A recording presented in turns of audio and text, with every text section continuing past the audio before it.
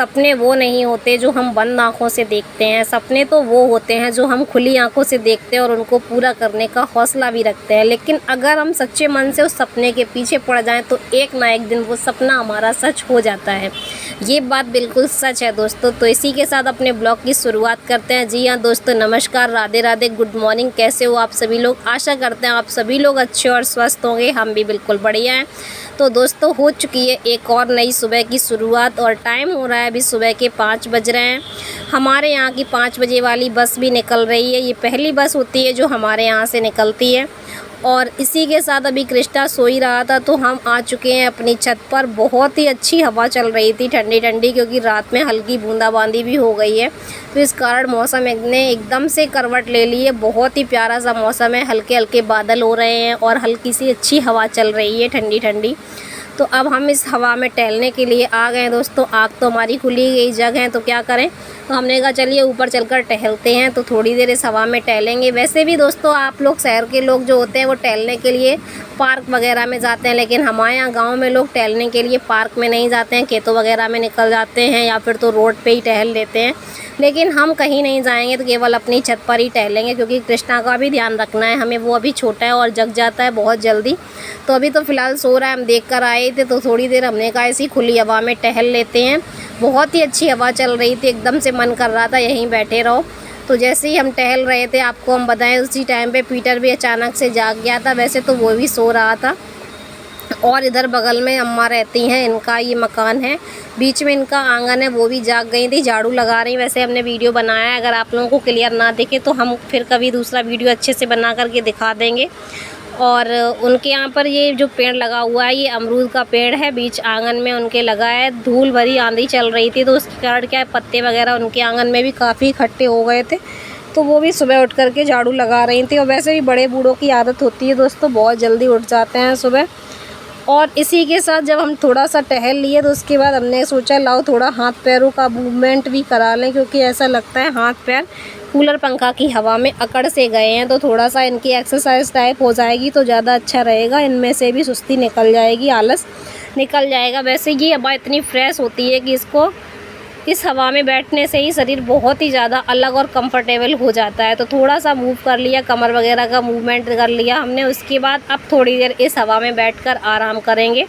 और इधर हमारे पीटर दोस्तों कितनी गहरी नींद में सोए हैं, आप लोग देख सकते हैं। इसने एक बार उठ के हमें देख लिया कि हम हैं छत पर, तो फिर से सो गया। नहीं तो उसे लगा शायद कोई और तो नहीं आ गया है।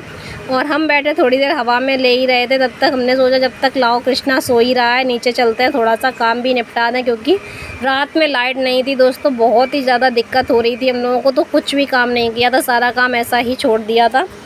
और इधर अब हम आ गए हैं कमरे में तो लगाने लगे झाड़ू, क्योंकि दोस्तों कल बहुत तेज़ धूल भरी आंधी चली थी, जिस कारण से पूरे कमरों में सब जगह मिट्टी ही मिट्टी हो गई थी। और साथ में इस समय क्या है, हमारे पीटर के भी बाल बहुत ज़्यादा झड़ रहे हैं।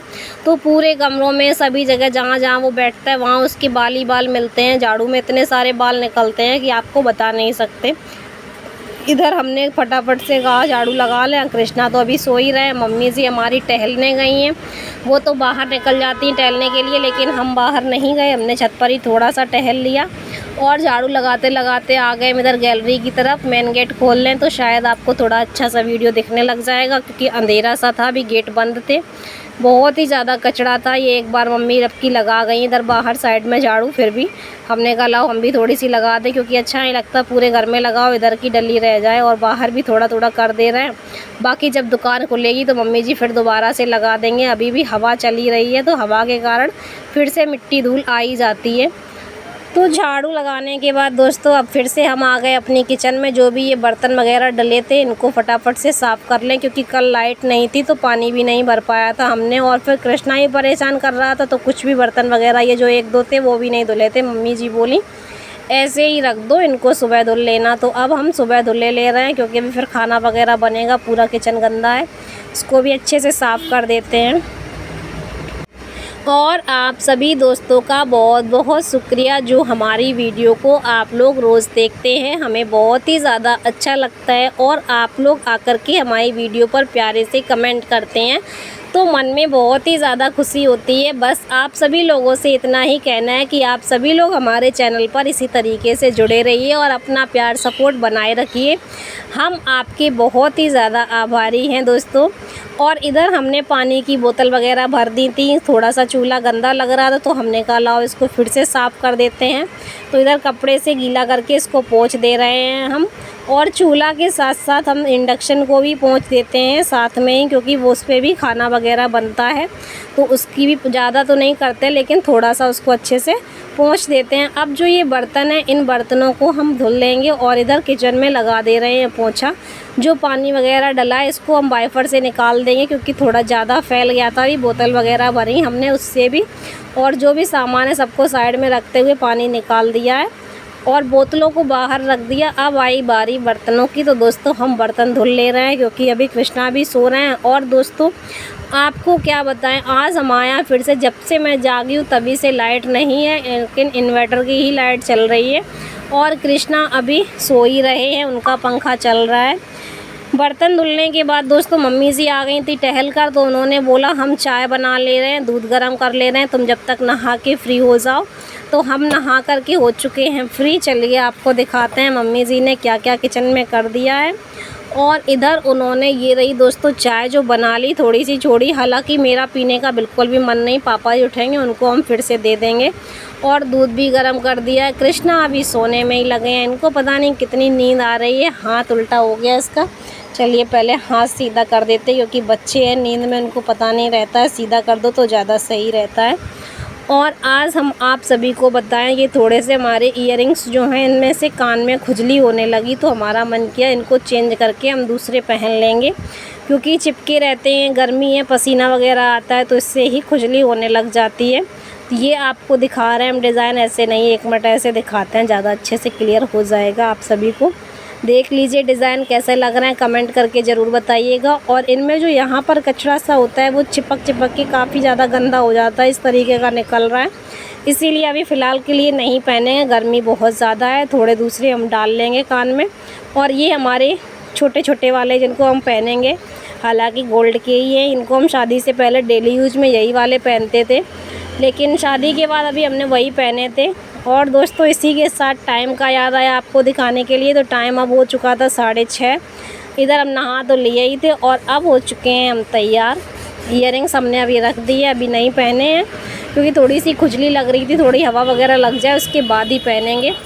और पीछे का लोकेशन देखकर आप सभी लोग समझ ही चुके होंगे कि हम आ गए अपनी किचन में और हमें बनाना है नाश्ता। तो नाश्ता आप सभी को पता ही है, हमारे यहाँ का डिमांड जो होता है मेन, कृष्णा के पापा को पसंद है पोहे, तो उनकी पहली फरमाइश यही रहती है, कुछ भी पूछो यही बोलेंगे पोहे बनाओ बस। तो अब हम पोहे बनाने के लिए आ गए किचन में। हमने ज़रूरत का जो भी सामान होता है सब कुछ अपने पास में रख लिया है। इधर हमने कट कर लिया है एक ही प्लेट में आलू, प्याज और हरी मिर्ची, जैसा कि हमने पिछले पोहे की रेसिपी में बताया था। टमाटर अभी एक और हम कट कर लेंगे क्योंकि थोड़ा इसमें ख़राब सा लग रहा था तो हमने हटा दिया। और जो कचरा था वो एक ट्रे में कर लिया, जिससे प्याज के छिलके इधर उधर फैले नहीं। और पोहे को भी निकाल लिया। तो चलिए अब करते हैं पोहे बनाने की तैयारी से शुरू करते हैं। तो दोस्तों सबसे पहले हमने गैस जला कर के कढ़ाई को रख दिया है और इसमें डाल दे रहे हैं मूंगफली के दाने, क्योंकि मूंगफली के दाने सबको बहुत ही ज़्यादा पसंद है। पोहे में जो मेन होता है यही मूंगफली होती है, इसके बिना पोहे का स्वाद ही अधूरा रहता है। तो धीमी धीमी आंच पर हमने मूंगफली के दाने तो कर ही लिए। कढ़ाई हमारी गर्म ही थी, उसी में हमने तेल डाल के तुरंत ही ये आलू, प्याज, हरी मिर्ची जो थी ये डाल दिया है। अब इसमें हम डाल दे रहे हैं नमक और इसको ढक देंगे। स्लो कर दी है गैस और ये गैस पे स्लो आंच में भूनता रहेगा और आलू भी थोड़े अच्छे से गल जाएंगे। इधर दोस्तों हमने पोहे में पानी डाल के पोहे को धुल ले रहे हैं। तो अब पोहा तो धुल लिया हमने, साथ में मूंगफली हमारी ठंडी हो गई थी। तो दोस्तों अब जब मूंगफली ठंडी हो गई तो इनका छिलका भी हमने उतार लिया है और पोहे में हमने मसाला मिला दिया, यानी नमक और मिर्ची मिला दिया है। इधर हमारी प्याज भी भुंज रही है।